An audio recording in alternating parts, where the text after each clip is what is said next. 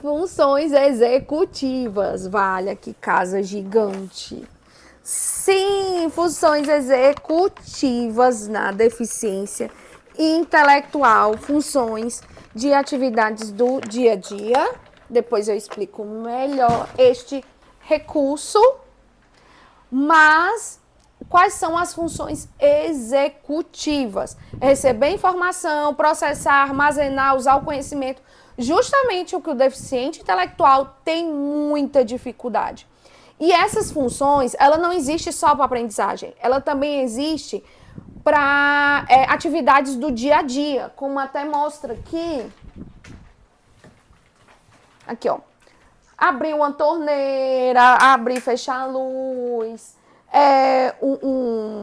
a chave, né, com a porta, um ferrolho. Então, tudo isso também para atividades do dia a dia.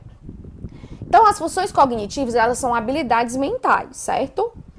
É a lógica. E ela vai permitir o indivíduo aprender, pensar, compreender e resolver os problemas.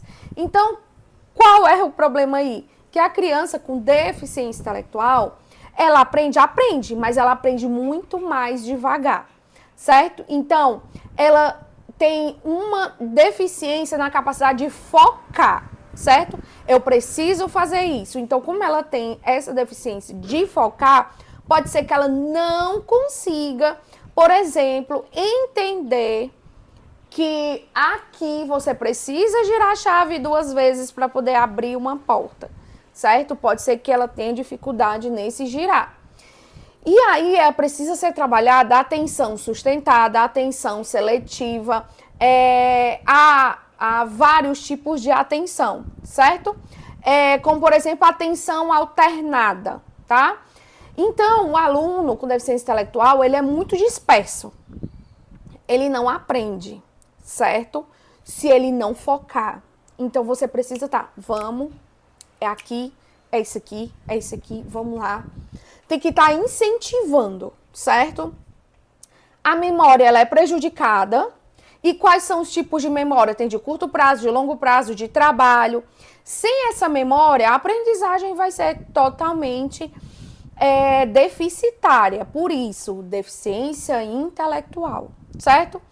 A linguagem é a capacidade de compreender, falar, expressar ideias. Isso impacta diretamente na leitura, na escrita, na visão de mundo, de entender o que está passando ao redor, de entender o porquê que ele está naquele ambiente, principalmente o ambiente escolar, o ambiente de atendimento, certo? Percepção. As percepções são quais? Visual, auditivo, tátil e vários outros, certo? Que são os tipos de percepção. Tem na nossa apostila. Então, vamos lá para a nossa apostila. O aluno vê, mas ele não interpreta. Ele vê aquilo, mas ele não consegue interpretar para que aquilo. Por isso, a dificuldade na função do brincar. Porque ele vê o jogo, ele vê o material, mas ele não consegue ter a função do brincar. Por quê? Porque ele não consegue interpretar como aquilo é para ser utilizado. Então, precisa ser ensinado desde os primórdios. Então, por exemplo, coisas que a gente aprende ao longo da vida, naturalmente, para ele precisa ser ensinado.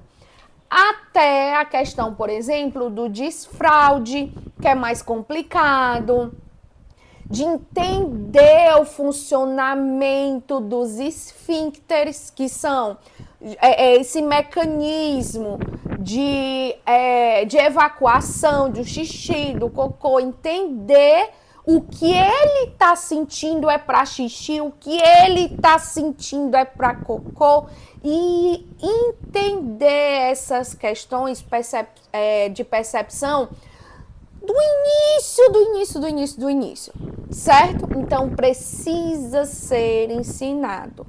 Tem algumas pessoas com deficiência intelectual que precisa ser ensinado o mastigar, por exemplo, em algumas massagens que muitas fisioterapeutas fazem, que é massagem na bochecha, na hora da deglutição, certo? Ensinar a engolir, ensinar a mastigar, ensinar a comer. Então, tem algumas pessoas com deficiência intelectual, nível 3 de suporte, por exemplo, vou falar assim, para ficar mais fácil no nosso contexto, que precisa ser ensinado o básico do básico, certo? Mas ele aprende, tá bom? Com repetição, com as tomadas de decisões, então precisa ser ensinado. Organização, planejamento, controle de impulso, tudo precisa ser organizado, porque o processamento da informação está deficitário. Então, o aluno, ele pode precisar de mais tempo para poder entender o funcionamento daquilo, certo? E como é que isso impacta na aprendizagem? Atenção, memória, função executiva, o que quer dizer? Para ele executar, para ele fazer aquele comando, certo? E o processamento da informação. Você diz uma coisa aqui, ensina uma coisa aqui para ele, aí você vira, pega uma caneta, quando você volta de novo, ele não sabe mais de nada.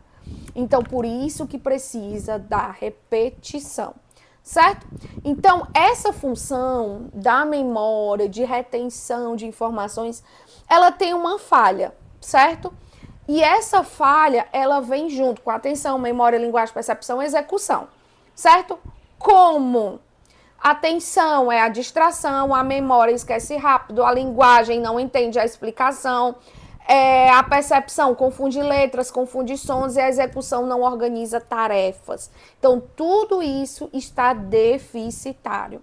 E você precisa ensinar cada parte, certo? O aluno com deficiência intelectual, ele é mais lento, ele pode ser menos eficiente, ele pode precisar de mais suporte, ele pode precisar de mais tempo, de mais repetição, de mais apoio visual, de mais tudo, certo? E outra coisa, uma visão prática que a gente deve entender é que, o aluno com deficiência intelectual não aprende. Mentira. Mito que contaram para vocês, tá? Se vocês já ouviram isso, gente, esquece. Hoje a neurociência, hoje todos os avanços aí de linguagem, de ensinar a ler, escrever, tudo isso avançou. E o aluno, ele aprende sim, da forma dele, do tempo dele, do jeito dele. Então, a função cognitiva, ela tá sim comprometida. Mas não quer dizer, certo, que ele não vai aprender nada, tá bom? Então, o aluno não copia do quadro. Pode ser atenção, percepção visual, memória, ou pode ser só um problema de vista. Então, você precisa identificar. Não só, o aluno não consegue tirar da lousa, ele está escrevendo lá, quando ele vai escrever no caderno, ele se perde todo. É deficiência intelectual? Não, pode ser uma simples dislexia, ou pode ser uma simples falta de atenção, ou pode ser que a sala de aula tem estímulo demais. Estímulo de quê? De barulho, de conversa, de professor pedindo para todo mundo fazer silêncio e tudo, e o aluno se perder ali, certo? Pode ser um aluno, aquele, que eu costumo até falar um pouco, que passa a mosquinha, ele tá lá, ó, seguindo a mosquinha.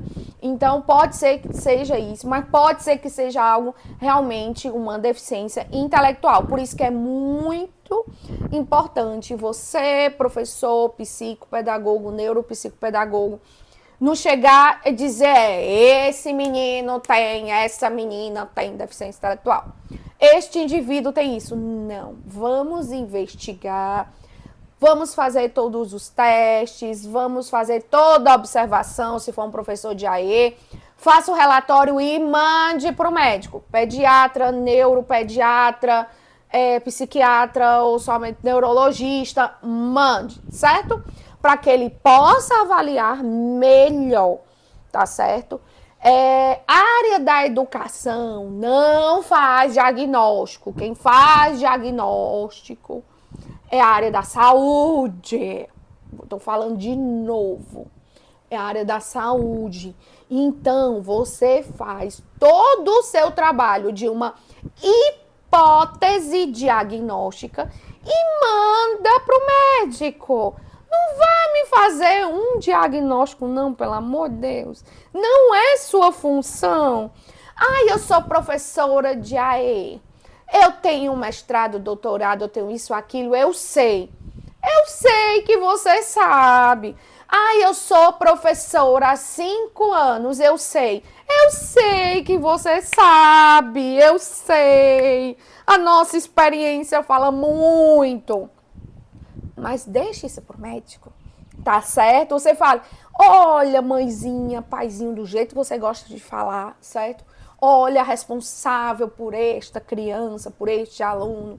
Você já foi no pediatra ver como é que tá o desenvolvimento do seu filho, da sua filha? Você já foi ver esse desenvolvimento?